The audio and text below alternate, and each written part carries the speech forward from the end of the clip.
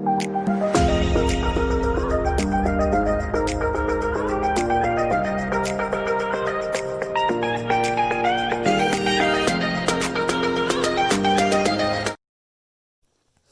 39-Story Treehouse, Mean Machines and Mad Professors by Andy Griffiths.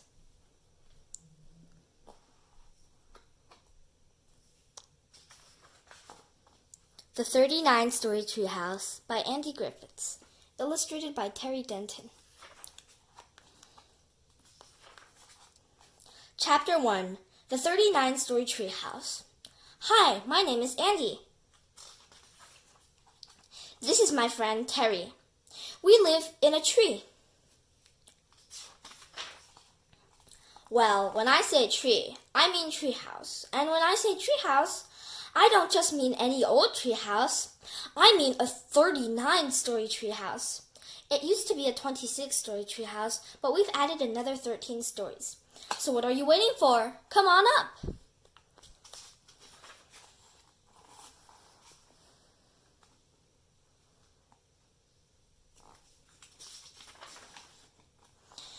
We've added a trampoline without a net, a chocolate waterfall, an active non-erupting volcano, an opera house, a baby dinosaur petting zoo, and an Andy and Terry's Believe It or Else museum. A boxing elephant called the Trunkinator. He can knock you out with one punch from his mighty trunk. A not very merry go-round. An X-ray room where you can see your own skeleton. A disco with a light-up dance floor and giant mirror ball. A high-tech office with laser erasers, semi-automatic staple guns, and jet-propelled swirl chairs. And the world's scariest roller coaster. It's so fast, so dangerous, so terrifying that even dead people are scared to go on it.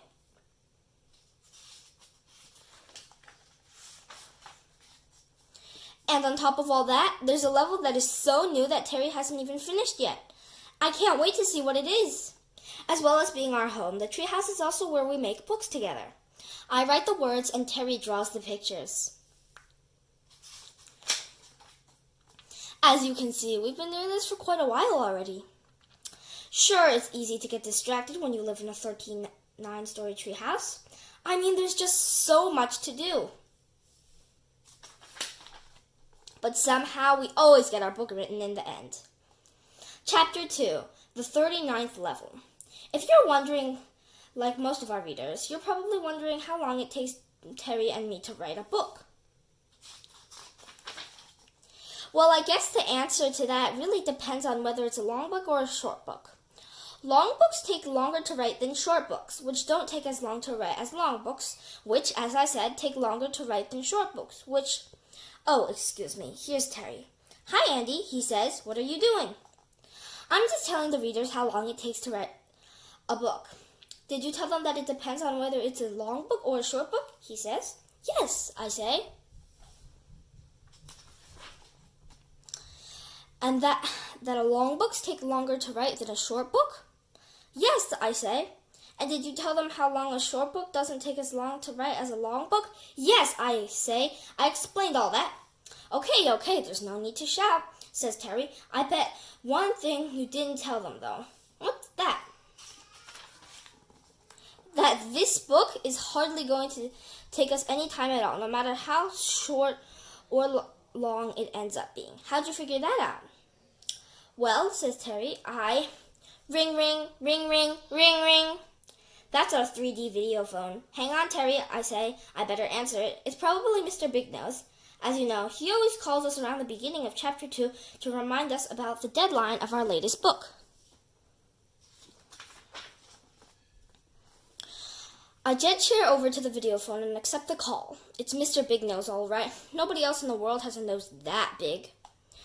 What kept you, he says. Sorry, I say. I was just explaining to the readers how long it takes us to write a book.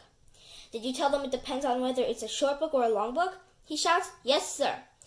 And how a long book takes you longer to write than a short book? Yes, I say. And that short books don't take as long as long books? Yes, I explained all that. And did you tell them that I always call around the start of chapter 2 to remind you when your next book is due, which in this case is tomorrow afternoon? Tomorrow afternoon, I say. But that's tomorrow. In the afternoon. Exactly, says Mr. Big Nose, and no later than 5 o'clock, or else. Before I can explain how completely and utterly and totally impossible that is going to be, Terry flies over and hovers between me and the screen. No problem, Mr. Big Nose, he says. It's all under control. It will be on your desk by 5 o'clock tomorrow without fail. See you then. Bye. Terry hangs up. Are you out of your mind? I say. I don't think so, says Terry. Why do you ask? Because you just promised Mr. Big Nose that tomorrow we will deliver a book which we haven't even started yet because you've been too busy building your secret 39th level. But that's what I was trying to tell you, says Terry, before Mr. Big Nose called. What I've been doing on the 39th level is going to solve our book writing problems forever.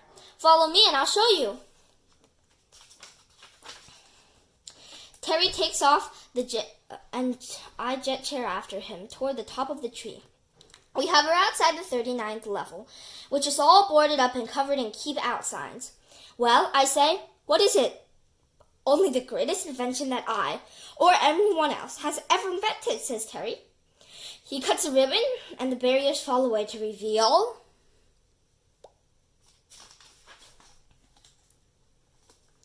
the greatest invention that Terry, or anyone else, has ever invented.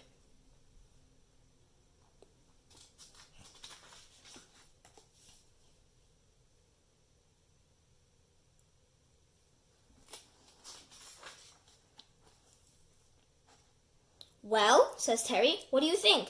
It's the greatest invention that you or anyone else has ever invented, I said. But what is it?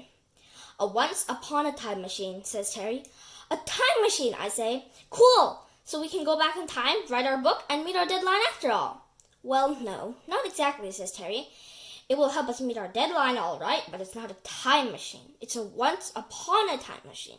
It will write and illustrate the entire book for us. It can write all by itself, I say, all by itself. It sure can, says Terry. It's got 2 sets of hands. One pair for typing at super speed, and another pair for drawing. It can draw with both hands at the same time. Wow, I say, and we don't have to do anything? No, all we have to do is program it. We just tell it what sort of story we want and turn it on. The machine does the rest. That's brilliant, I say. How long will it take? Well, says Terry, it all depends on whether you want a long book or a short book. Long books take longer to write than short books, and short books take longer to write than long books. What about a 344-page book, I say? About 8 hours, says Terry. Perfect, I say. Let's turn it on and get started then. Not so fast, says Terry. What do you mean, not so fast? I say. Our deadline is tomorrow. We haven't got a moment to lose. I know, says Terry, but the thing is, I can't turn it on yet. The machine is so big and complicated, with so many different parts, that I used up every last on-off switch I had. I've ordered a new one, though, and I'm expecting it to be delivered any moment. Ding dong. Ah, says Terry, that's probably it now. We look down. There's a postman at the front door, but it's not just any postman. It's Bill. Bill the postman. But that's impossible because, well, Bill is dead. Chapter 3. Bill the postman's story. Terry and I look at each other in horror. Do you see what I see? Says Terry. Yes, I say. It's Bill. But it can't be, says Terry. In the last book we saw his skeleton in the Maze of Doom, remember? Yes, of course I remember, I whisper, which means that it can't be Bill down there. It must be a zombie. Delivery, calls the zombie. It sounds like Bill, says Terry.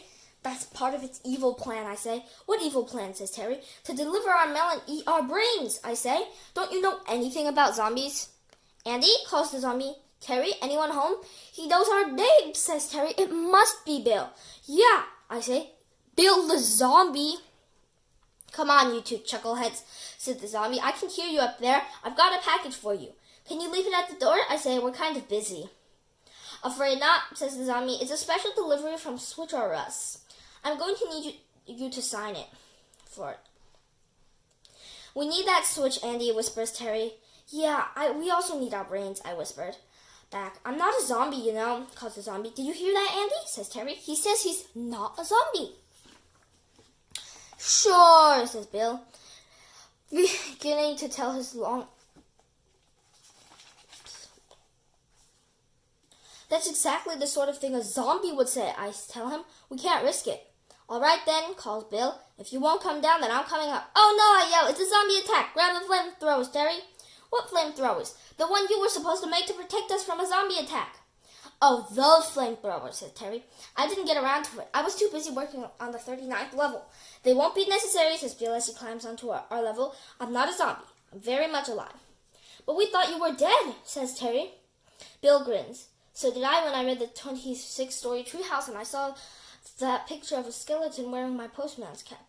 I was very sad for a while until I realized that if I was feeling sad, then I must still be alive, and it couldn't have been me in the picture at all. But if it wasn't you, says Terry, then who was it? Well, it's a bit of a long story, says Bill, and as you know, long stories take longer to tell than short stories, which, yes, we know, I say. Can you make it a short, long story? Sure, says Bill, beginning to tell his long, short story. Well, you may not know, but a postman's life is not an easy one. We get chased by dogs, attacked by birds, spat at by camels. But worse than any of these things is the ever-present threat of being ambushed by the birthday card bandits. The birthday card bandits? Says Terry. They sound bad. They are bad, said Bill. Badder than you can ever imagine, feared by postal workers throughout the land. Why, I say. What do they do that's so bad? Well, said Bill, they dig holes in the ground, cover them with sticks and leaves, and then wait for poor innocent postmen like me to fall into them. Once they've caught a bunch of postmen, they take their uniforms, dress up in them, then go through the sacks of mail and steal the money in the birthday cards that kind grandparents have sent to their grandchildren for their birthdays. And as if that's not bad enough, they write back to the grandparents pretending to be the child and ask the grandparents to send more money to replace what was stolen. And when they do send more money, the birthday card bandits will steal that as well. That's terrible, says Terry. I know, says Bill, but that's not even the worst thing they do. What could they possibly do that is worse than stealing a child's birthday money, I say. I'll tell you what, says Bill. Sometimes they intercept children's birthday party invitations as well. Then they go around to the houses where the birthday parties are being held and steal the balloons right off the front gate.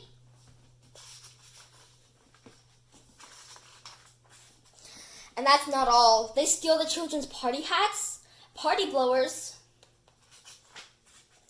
presents, and sometimes they even steal the birthday boy or girl's birthday wish by blowing out the candles on their first birthday cake.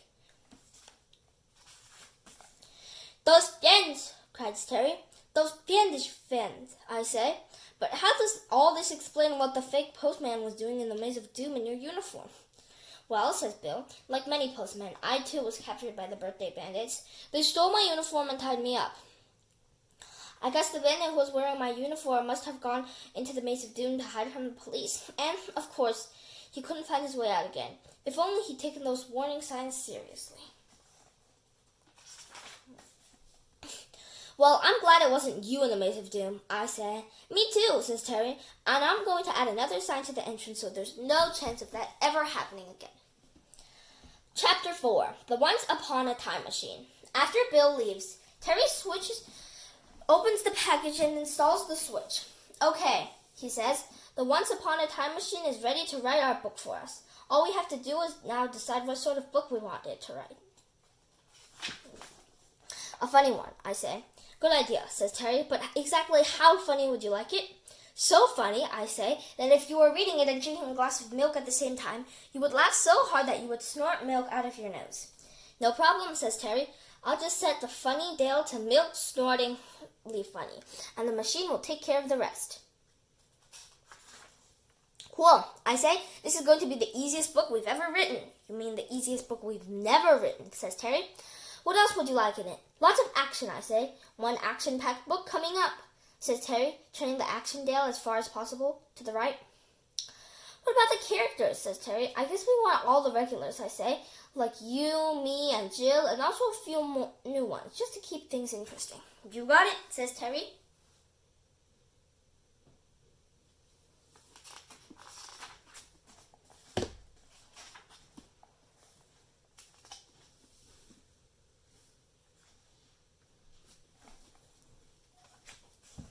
Okay, says Terry, where would you like the story to be set?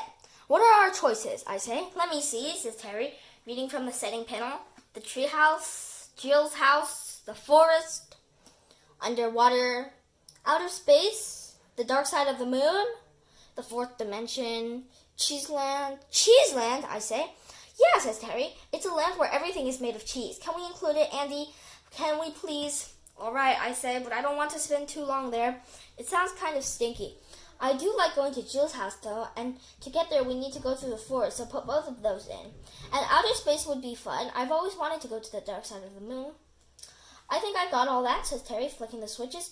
Treehouse, forest, Jill's house, Cheeseland, outer space, and the dark side of the moon. Done. Terry finishes programming the settings and turns to me. How about some romance, he said. No thanks, I say. You're not really my type.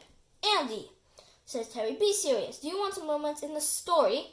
No way, I say. Remember how much trouble you got us in when you fell in love with Mermaidia in the 13-story treehouse? How was I supposed to know she turned out to be a sea monster? I say. Her breath, for a start. I say, I still miss her, you know, says Terry. But she tried to eat you, I say, and me for that matter. Yeah, I know, but before that she was really nice. Could we just have a little bit of romance, please? All right, I say, but only a little bit. Don't worry, Andy, says Terry. You'll hardly even notice it's there. I just thought of one more thing, I say. Can I have an explosion? No problem, says Terry, setting the arrow to explosion on the disaster dial. I think we're almost got everything we need, says Terry. Is there anything else you can think of? Surprise me, I say. Okay, says Terry, giggling. You're gonna love this. I'll set the page alarmometer to 344 and we're almost ready to go, says Terry. Terry takes off his shoes and socks. What are you doing? I say. Before I can turn it on, I have to put my big toe in the scanner. Why? I say. Big toe recognition security, says Terry. If anyone tries to steal the machine and start it up with an unauthorized big toe, the machine will self-destruct instantly.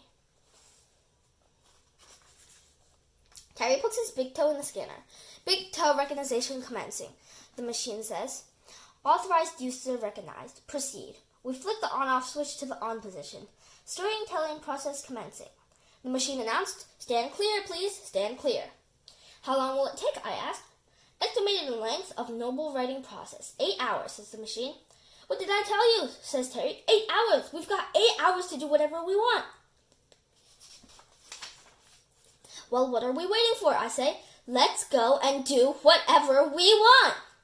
Chapter 5, Fun Time. We go bowling, swimming, skating, driving, pillow fighting, inventing, swinging, comic reading, marshmallow eating, lemon drinking, chocolate waterfalling, baby dinosaur petting, x-raying, dancing, recording, mud fighting, not so merry-go-rounding, and roller coastering.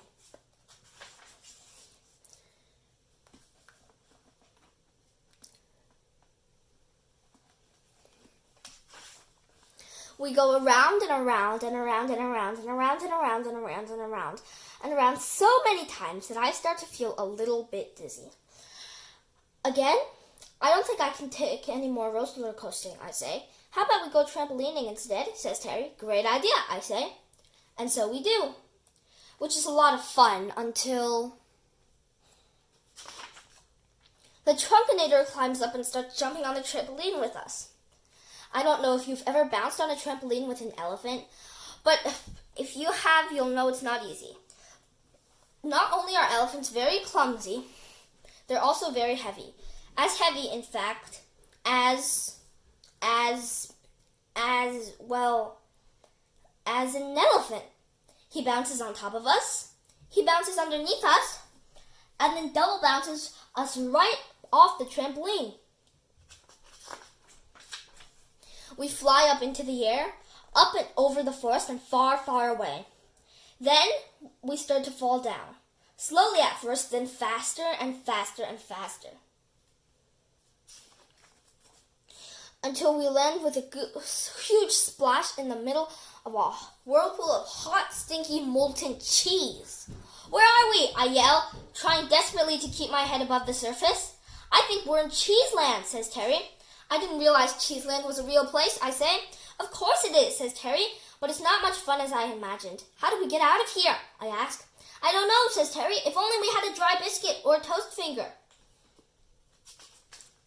How about a real finger, says a familiar voice. We look up. Superfinger, says Terry. What are you doing here? Superfinger is my name, he says, and solving problem-required finger-based solutions is my game.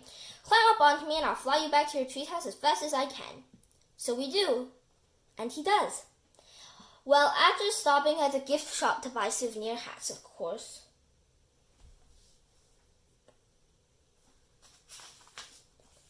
Thanks, Superfinger, we say as he drops us off at the treehouse. No problem, he says. Now, if you'll excuse me, I better get back to rehearsing for my concert with Jimi Hendrix. We're playing at your opera house tomorrow night. We know, says Terry, and we can't wait. Neither can the Trunkinator, I say. He's a big fan. And when I say big, I mean really big. Superfinger takes off into the sky at Superfinger sonic speed. I turn to Terry. Do you think the Once Upon a Time machine will be finished yet? No, he replies, not quite. There's still about an hour to go. That doesn't matter, I say. Turn it off and let's do the rest ourselves. I'm really in the mood for some writing. Great, says Terry, because I'd really like to do some drawing. I try to open the front door, but the handle doesn't move. That's weird, I say. Did you lock the door? No, says Terry. Did you? But if you didn't lock it, and I didn't lock it, says Terry, then who did? A long arm with a creepy eyeball in the middle of the hand snakes out of the tree and hovers above us. I did, boomed the voice of the Once Upon a Time machine. Well, I say, could you unlock it? Well, I could, it says, but I won't. Hi guys, I know I haven't been reading this series for quite a long time because I thought I finished it, but then I realized how many views this has got and how many people want more. So, I'm continuing the series. This is book 3 of the 39 story Treehouse. If you want to see more, come back tomorrow. And have a good day.